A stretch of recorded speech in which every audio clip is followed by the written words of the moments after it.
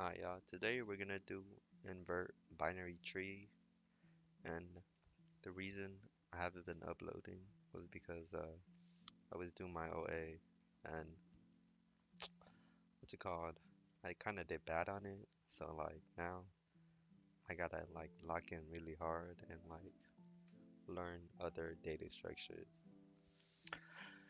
So yeah, we're gonna be doing invert binary tree, and I'm gonna do a recursive approach.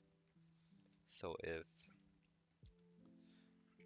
so if it's not a node or if it's not the root, then we just return null, or in this case, it's gonna be none in Python. Then we just want to switch the left and the right child of our root. So root dot left and root dot right. We switch them. So root dot left is gonna go root dot right. Root dot uh, right is gonna go root dot left, like that. And this is pretty much it for the base case.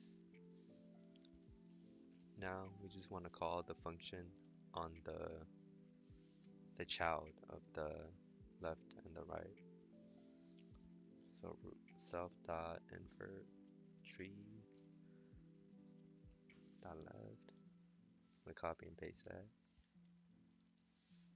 Change to right.